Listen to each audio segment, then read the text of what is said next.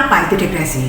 Menurut WHO, depresi adalah gangguan suasana hati atau mood disorder yang ditandai oleh perasaan sedih yang berkepanjangan dan kehilangan minat atau kesenangan pada aktivitas yang biasanya dinikmati.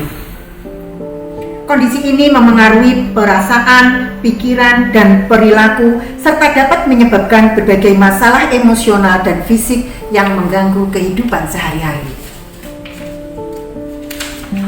Statistik depresi dan bunuh diri secara global terdapat 280 juta kasus depresi di seluruh dunia. Adapun di Indonesia, 6,1% populasi dewasa. Angka bunuh diri terdapat 700.000 kasus per tahun. Dari angka ini menunjukkan bahwa kita perlu lebih peduli dan aktif dalam pencegahan. Siapa yang rentan? Depresi bisa dialami oleh siapa saja, namun lebih sering terjadi pada remaja, dewasa muda, dan lansia. Perempuan cenderung lebih rentan, meskipun laki-laki seringkali tidak terdeteksi karena stigma.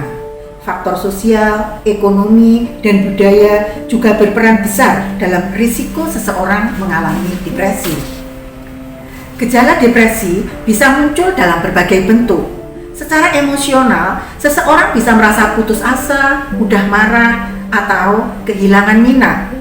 Sedangkan secara fisik bisa muncul gangguan tidur, kelelahan, dan perubahan nafsu makan. Secara kognitif, sulit konsentrasi, dan muncul pikiran negatif. Mengenali gejala ini adalah langkah awal yang sangat penting. Depresi disebabkan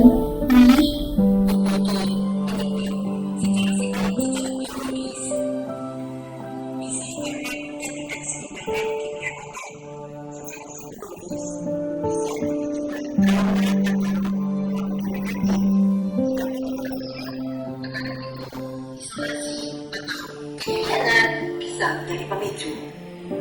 Pendekatan yang holistik sangat penting dalam memahami dan menangani depresi. Cara menangani depresi. Depresi bisa ditangani dengan berbagai cara. Pertama, dengan psikoterapi seperti CBT, Cognitive Behavior Therapy, sangat efektif. Obat antidepresan juga bisa membantu menyeimbangkan kimia otak. Dukungan sosial, olahraga, dan pola hidup sehat juga berperan besar. Yang terpenting, penanganan harus disesuaikan dengan kebutuhan individu. Kapan perlu bantuan profesional? Bantuan profesional sangat diperlukan jika gejala berlangsung lebih dari 2 minggu, mengganggu aktivitas harian, atau muncul pikiran yang menyakiti diri. Jangan menunggu sampai parah. Konselor, psikolog, dan psikiater adalah mitra yang bisa membantu kita pulih. Cara deteksi dini bunuh diri. Deteksi dini dilakukan sangat penting. Tanda-tandanya bisa berupa ucapan seperti "aku ingin menyerah", perubahan perilaku drastis atau menarik diri dari lingkungan. Keluarga dan teman memiliki peran besar dalam mengenali dan merespon tanda-tanda ini. Jangan abaikan sinyal-sinyal kecil. Cara mencegah bunuh diri. Pencegahan bunuh diri dimulai dari komunikasi yang terbuka dan penuh empati. Kita perlu menghapus stigma, menyediakan akses bantuan, dan menjaga lingkungan yang mendukung. Intervensi krisis dan hotline bisa menjadi penyelamat nyawa. Terkadang satu kalimat "aku ada untukmu" bisa membuat perbedaan besar. Self-help untuk depresi dan pikiran bunuh diri. Selain bantuan profesional, ada banyak cara untuk membantu diri sendiri. Menulis jurnal, meditasi, olahraga, dan menjaga rutinitas harian bisa membantu menstabilkan emosi. Menyusun tujuan kecil dan merayakan pencapaian harian juga bisa membangun harapan. Ingat, pemulihan adalah proses, bukan perlombaan. Sebagai penutup, saya ingin mengingatkan, kamu tidak sendiri.